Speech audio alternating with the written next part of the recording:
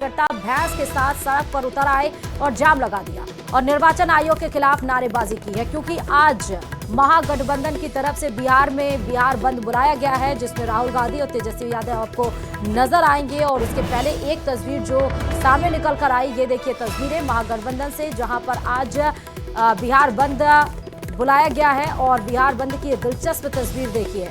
निर्वाचन आयोग के खिलाफ नारेबाजी करते हुए महागठबंधन के कार्यकर्ता भैंस के साथ सड़क पर उतर आए हैं और बीच सड़क पर ही लेटकर वो नारेबाजी कर रहे हैं। और ये तस्वीरें जैसे ही निकल कर आई, उसके बाद से तेजी से ये वायरल भी होने लगी। पूरा निर्वाचन आयोग की जो तौर तरीका है वो गलत है। लोकसभा का जो चुनाव हुआ था 2024 में, उसी आधार पर, उसी मतपत्र के आधार पर चुनाव क्यों नहीं कराया जा रहा है? क्या था लोकसभा के चुनाव में वही मतपत्र था और फिर बिहार विधानसभा में ऐसा क्या नौबत आया कि दुतरफी राजनीति कर रहे हैं? इसलिए निर्वाचन आयोग बीजेपी का एजेंट है। निर्वाचन आयोग बीजेपी के कहने पर सब काम कर रहा है। इसलिए निर्वाचन आयोग का जो तुगलक फरमान है उसको बंद किया जाए। तो देखिए यहाँ पर बिहार बंद की दिलचस्प तस्वीर सामने आई है। एक कार्यकर्ता जमीन पर ही लेट गए और उसके बाद चुनाव आयोग ने जो वोटर लिस्ट की बात की है उसको लेकर घमासान जो मचा हुआ है, जिस पर आज महागठबंधन की तरफ से बंद बुलाया गया है। ये वो बोलते हुए नजर आए, सड़क पर प्रदर्शन करते हुए नजर आए। राहुल गांधी, तेजस्वी यादव आज आपको बिहार बंद में रैली करते हुए भी नजर आएंगे। और जो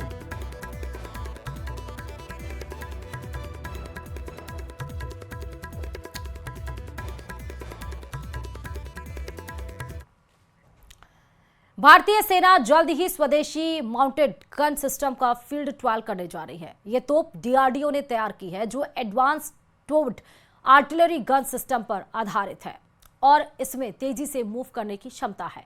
इसकी मारक क्षमता 45 किलोमीटर तक है और ये 1 मिनट में 6 गोले दाग सकती है। दरअसल भारतीय सेना ने ऑपरेशन सिंदूर के दौरान पाकिस्तानी पोस्ट को मौजूदा आर्टिलरी के जरिए बड़ा नुकसान पहुंचाया था, लेकिन इसी ऑपरेशन के दौरान मौजूदा सिस्टम में कुछ तब्दीली की गुंजाइश भी नजर आई, जिसे अब इन नई तोप के जरिए दूर किया जा रहा है।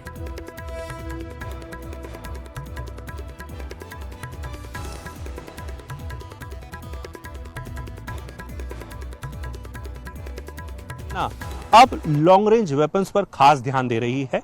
हाल ही में 307 एटेक्स गन सिस्टम्स के लिए कॉन्ट्रैक्ट हुआ है और वही एटेक्स गन मेरे पीछे है इस समय, मैं आपको तस्वीरों के जरिए दिखा रहा हूं।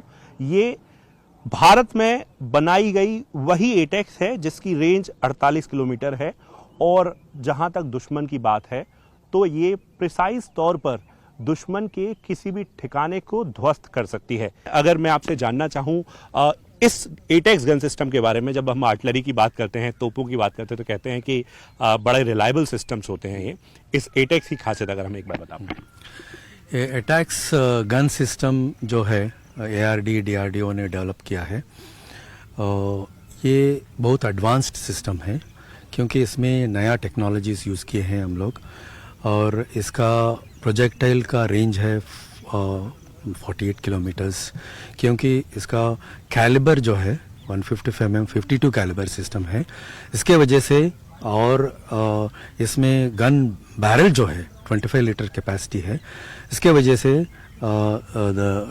इसका रेंज है 48 किलोमीटर। कहा जाता है कि दुनिया भर में इस कैलिबर की और इस रेंज की कोई दूसरी तोप नहीं है फिलहाल, और मौजूदा समय में भारतीय सेना 307 ऐसी गन कहें कि खरीद रही है, जिनका कहें कि जो निर्माण है वो प्राइवेट कंपनीज करेंगी। मौजूदा समय में मैं आपको तस्वीरें दिखा रहा हूँ, 19 टन लगभग इसका वजन है। और जब बात हम ऑपरेशंस की करते हैं तो ऑपरेशन सिंदूर का जिक्र इसलिए भी ज़रूरी हो जाता है क्योंकि हाल ही में हमने ये ऑपरेशन देखा है और उसमें कहीं ना कहीं ये साबित हुआ है कि मॉडर्न टाइम में, मॉडर्न वॉरफेयर के समय में, जहां एक तरफ ड्रोन का इस्तेमाल हो रहा था, यूएवीज का इस्तेमाल हो रहा था, तोपों की श्रृंखला में ये एटेक्स गन बहुत जल्दी भारतीय सेना में शामिल होने वाली है। 2 साल का समय दिया जा रहा है, जबकि पहली रेजिमेंट कहें कि भारतीय सेना को मिल जाएगी। एक रेजिमेंट में 18 गन होती हैं और एक पहली जो रेजिमेंट है वो 2 साल के भीतर भारतीय सेना के पास होगी। प्रधानमंत्री नरेंद्र मोदी ब्राजील के सफल दौरे पर देर रात के बाद, मतलब सफल दौरे के बाद देर रात वो नामीबिया के लिए रवाना हुए। 27 साल के बाद कोई भारतीय प्रधानमंत्री नामीबिया की यात्रा करेगा और इस दौरान पीएम मोदी वहां की संसद के संयुक्त सत्र को भी संबोधित करेंगे और राष्ट्रपति नेतुम्बो नांदी नादातवा के साथ द्विपक्षीय वार्ता भी करेंगे। इस दौरान दोनों पक्षों, दोनों देशों के बीच कई समझौते पर साइन भी होंगे। बताते चले कि प्रधानमंत्री नरेंद्र मोदी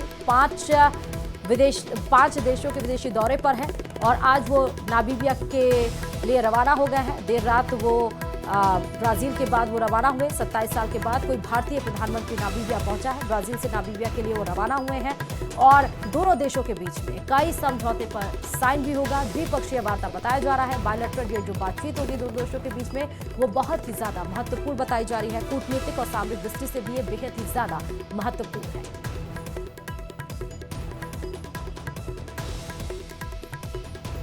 इससे पहले पीएम मोदी की ब्राजील यात्रा कई मायनों में ऐतिहासिक रही। इस दौरान पीएम मोदी को ब्राजील के सर्वोच्च नागरिक सम्मान grand collar of the national order of the southern cross से नवाजा गया। यह किसी विदेशी नागरिक को दिया जाने वाला ब्राजील का सर्वोच्च सम्मान है। पीएम मोदी को मिलने वाला यह 26वां अंतर्राष्ट्रीय सम्मान भी है।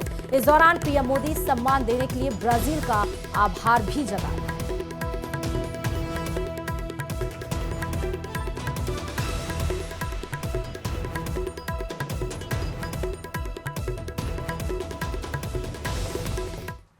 आज राष्ट्रपति जी द्वारा मुझे ब्राजील के सर्वोच्च राष्ट्रीय सम्मान से विभूषित किया जाना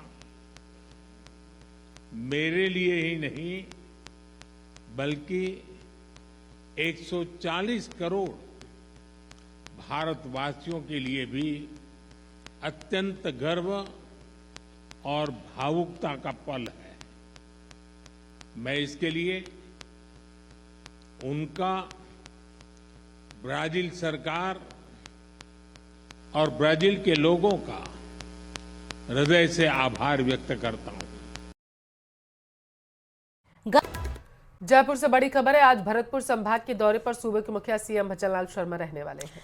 दोपहर 3:25 पर जयपुर से डींग के लिए रवाना होंगे। शाम 4:15 पर पुंडरीका लौठा पहुंचेंगे मुख्यमंत्री भजनलाल शर्मा। वहां पर पूजन अर्चन किया जाएगा। शाम 4:25 पर श्रीनाथ मंदिर में दर्शन पूजन करते नजर आएंगे। आज रात पुंडरीका लौठा में ही ठहरने का कार्यक्रम सूबे के मुखिया का है। भजनलाल शर्मा कई सालों से भंडारा यहां पर लगाते आए हैं और यही वजह है कि उनका ये दौरा बेहद ही खास माना जा रहा है। धार्मिक लिहाज से भी और सियासी गलियारों में भी ये चर्चा का विषय है। तो आज भरतपुर संभाग के दौरे पर रहेंगे मुख्यमंत्री भजनलाल शर्मा। कई सालों से यहाँ पर वो भंडारा लगाते हैं। इसी परंपरा को आगे बरकरार रखते हुए आज फिर वो भरतपुर के दौरे पर रहेंगे। श्रीनाथ मंदिर में दर्शन पूजन करेंगे। उसके बाद 3:25 पर जयपुर से डींग के लिए रवाना हो जाएंगे। फिर 4 बजे के आसपास, 4:30 के आसपास ये पुंडरीका लौठा पहुंचेंगे, जहां पर भंडारे का कार्यक्रम आयोजित होगा जिसमें शिरकत करेंगे मुख्यमंत्री भजनलाल शर्मा। आज का प्रस्तावित कार्यक्रम क्या है वो आपको बता रहे हैं सीएम का।